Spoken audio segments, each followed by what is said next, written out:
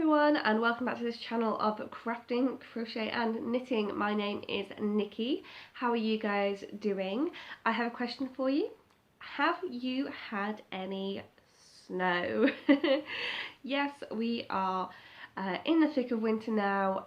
My friends for like the last 2 weeks have been saying we've had snow, we've been sledding, we've made snowmen. We made snow dogs in some cases. In fact, one of my friends made a Snow Among Us character, acting pretty sus.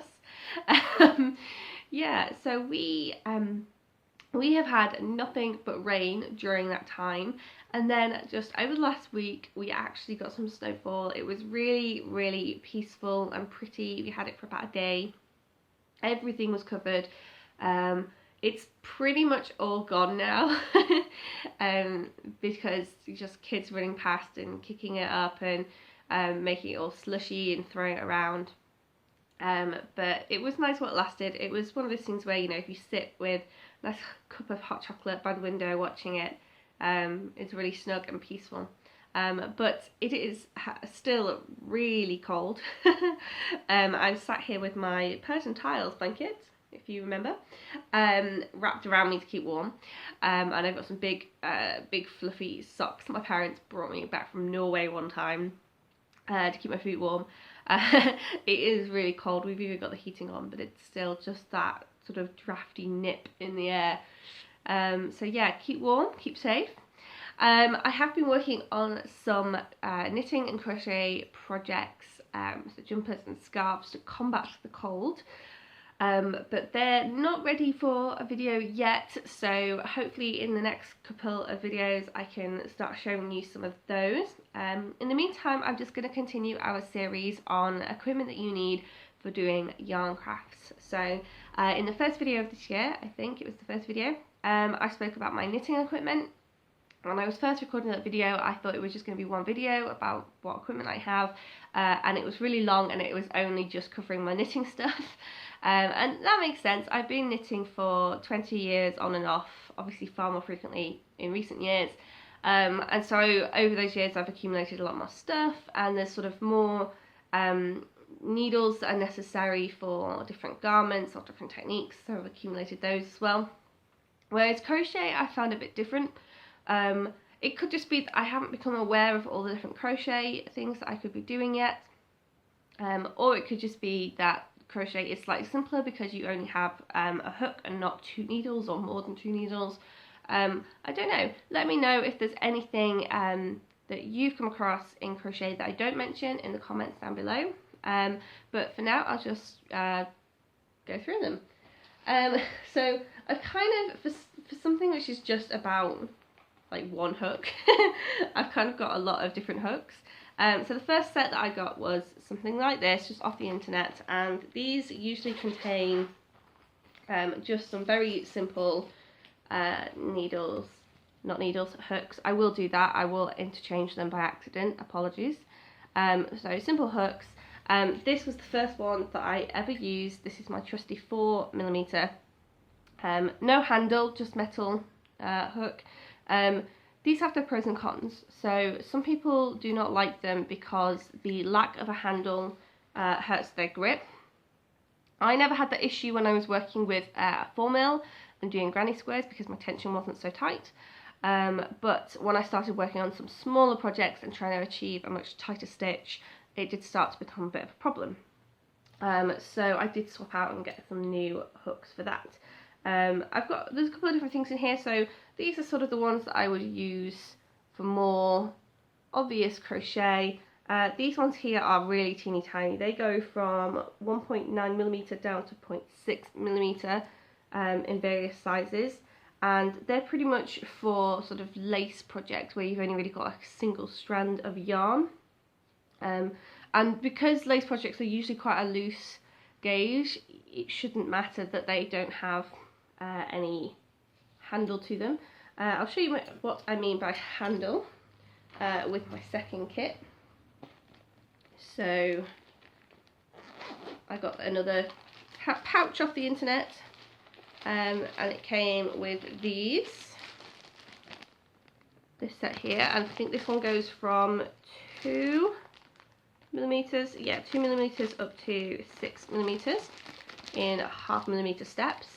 So you can see I've got 2 out for projects at the moment.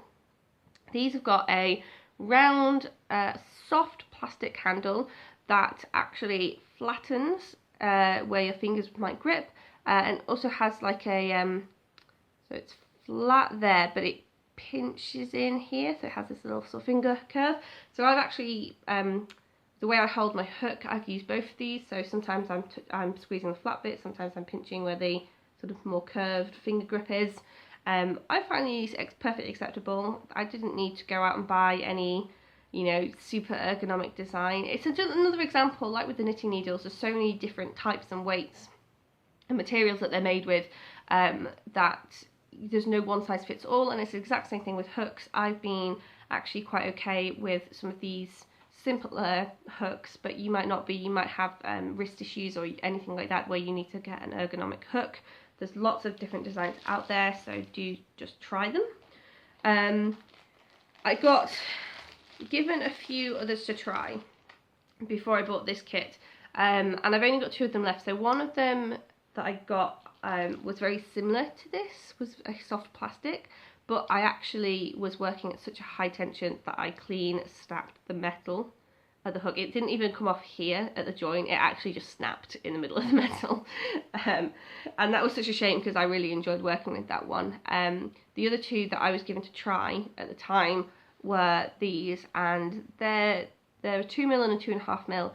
They've got basically the same handle. It's a very hard plastic. It's a sort of a curved rectangle rather than a circle, and there's no proper sort of finger grip here. I didn't like working with these, so they've not really been used, but I've kept them because if anybody wants to try crochet, I can give them these. They can see whether they like the handle or not. And then I did buy another set, so because I was working at sort of 2 mil hook size, my 2 mil were coming out slightly too small and my 2.5 mil were coming out slightly too big, so I wanted to try 2.25 mil, but that's not a very common thing to get in a set. I went and got a dedicated set which ran from 1 mil, I think it was, yeah, 1 mil to 2.75 in 0.25 mil steps, which meant that I had my 2.25 mil to try. And this one is very similar in that it's a soft plastic. It's got a round bit there, but then it flattens like so for the finger grip. It doesn't have any sort of curved finger grip like on my other ones. It's just the flatter bit there. But what was really interesting when I tried this was that I honestly thought I was going to hate it because I took it out and I realised it's this flexible. And I thought, I'm going to snap that, that's not secure at all. I was expecting hooks where the metal goes all the way down the handle. So with these ones, I can actually tell that the metal goes all the way down to here because this is the only part of the plastic that is sort of pinchable. So there's no bend in that at all. But in this one, it must stop about here. You can sort of feel where the metal stops. So I thought I was going to, you know, pull the metal out or I was going to snap it. And actually this was one of the best hooks for the project I was doing. So because I was trying to achieve such a tight tension, I was really straining my wrist, and when I started using this one, that flex was taking most of that strain instead of my wrist. So it ended up being brilliant, and the 2.5 was the exact perfect size for me to get the project to come out the size it needed to be. So actually, really liked working with these. I will not criticise flexible handles again. So pop that back in the packet. So those are all really simple basic hooks. The only other ones that I have came from the Harry Potter crochet kits that I got. They all came with one of these, which is just a little plastic 3 mil. 3 mil's not really ideal for beginners, I don't think, because usually you're dealing with sort of more of a mid-weight yarn, and 3 is a very small hook for someone who hasn't got used to how you maneuver a hook. So I'm not a big fan of these, but I thought rather than throwing them away and just wasting plastic, I'd keep hold of them, put them all in one place, and if I've ever had any sort of younger people that wanted to learn, I could give them something plastic, which might be a bit more preferable for them because it's lighter than a metal hook, potentially, and it wouldn't matter if they broke them. So yeah, I kept hold of them. I thought I may as well keep hold of them and keep them all in one place if necessary. Now I do actually have another hook to show you. to do with a different style of crochet, but I will show you that in a minute. I just wanted to first show you that the other thing I keep with my crochet are these. So these are just little safety eyes. Now technically these could go in sort of more of a general packet, but I find that I crochet toys, I don't knit toys. I always crochet because I find I can get the detail, for me, I can get the detail better with crochet than I can with knitting. So I thought I may as well be keeping these, which are for toys, with my crochet kit. So yeah, that's my crochet selection.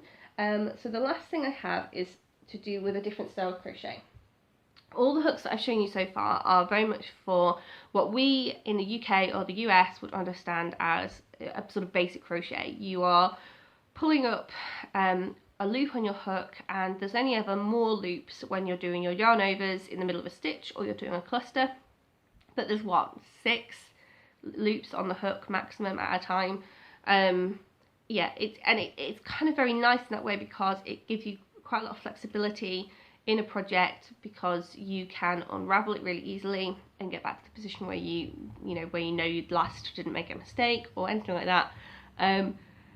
This hook that I have made is for a different style called Tunisian crochet. So Tunisian crochet, you work along the row doing your yarn overs to pick up the stitch, but you don't complete the stitch until you get to the end of the row, and then you work back along the row completing the stitches as you go, and then you do all again. You go along one way picking up your yarn overs and then back finishing the stitches, and it gives a really lovely effect, and there's lots of different projects that you can do with it. I don't do nearly as much Tunisian crochet as some people. I can put a link in the description to someone's channel who is really big on Tunisian crochet and has lots of technique tutorials on their channel, so I'll put that in the description. But I do have a project in mind that I really want to do, which would require a certain type of hook. So with Tunisian crochet, the important thing is you need to have lots of stitches on your hook at any given time. So I was doing blanket squares in Tunisian crochet, which had about 12, maybe 14 stitches, and so I actually was able to fit that on one of these simple hooks that, whilst they don't have a handle and are, not ergonomically designed, the fact that they don't have a handle means that I can get my stitches on here. But obviously I'm limited to size. I can only probably get maybe 20 stitches max before they're going to start falling off the end, and I don't want that. I do have some stoppers for knitting needles that would probably be good to stick on the end that would help, but that still means I'm limited in size of project. I can't do anything longer than about 20 stitches. There are actually crochet hooks specifically designed for Tunisian crochet, which have on the end of them a bit like the circular knitting needles, the cable that joins them. So these Tunisian crochet hooks have sort of a cable on the end of them with a stopper at the end, so you can go to any length that you need to. The blanket that I was looking at would be maybe 1 metre to 2 metres long. It's going to have hundreds of stitches. I need a really long cable, but I didn't want to have to go and buy a crochet hook for this purpose, so I made one.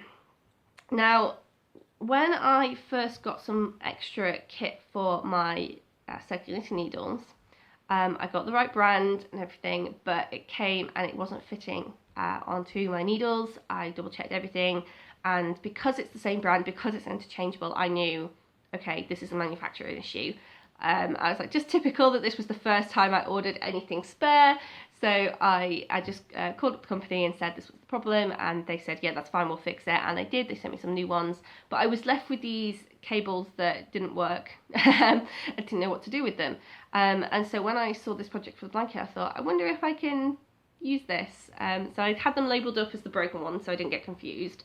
But what I did was I got a spare 5.5mm hook from my set, and I got my long cable, so this was the 1.5 meters in total with circular needles, so it's about 1 meter long, and I put the end into a ball of blue tack, and I also put the end of the hook into the same ball of blue tack, and tried to sort of make this as smooth as possible, but obviously that wasn't very secure, so I got a little bit of paper and wrapped that around to kind of make a nice flat edge, and then taped the whole thing up. And this has actually worked out really well. I'm really happy with this. It's quite a smooth transition, and for the sake of one project, I think it's going to work really well. If I get into Tunisian crochet in a much more sort of, I do it more frequently, then I will look at investing in a Tunisian crochet hook or set. But for doing one project and just seeing how that goes, I think that is going to work quite nicely. So anyway, this video has ended up getting quite long, even though I've mostly just shown you simple hooks. The thing with crochet and knitting, like I said, is there's no one size fits all crochet hook or knitting needles. I see people always asking for recommendations, and I just think the hooks and the needles that person are recommending are ones that they have found fit their style of knitting. In fact, you even hold a crochet hook differently. Some people hold it like a pencil. I don't think that's how I hold it. So people hold their hooks differently. So you know, what works for me isn't going to work for somebody else, and so I just always try to show the range of different hooks that I've tried. I always encourage people to try lots of different ones, to try holding it both ways to see which one they prefer. And also just by project as well. So my first set that was perfectly fine for most projects that I was doing at the time was not suitable for a project where I needed a much tighter gauge, and that was putting more strain on my wrists. So you just got to try different ones, and I think, you know, trying cheaper ones first or borrowing from friends is a good way to cut down on costs, because you might find that they work fine for you. There's no point going and buying a really expensive set of hooks if they end up not being okay for the way you hold them. So yes, that's why this video got long, because I've been showing you all the different ones that I have at my disposal, but that's obviously by no means an exhaustive collection. I've seen lots of different ones as well, wooden ones, bamboo's big at the moment. So yeah, I hope that you have at least seen some of them in this video and thought you might want to try one of the different ones. And next few videos I will show you some more crochet and knitting, I promise. It's just that this month has been very much sort of working some big projects and not making as much progress as I can sort of show you in a video. But I will show you some progress in the next couple of videos. So thanks for watching, and I'll see you soon. Bye.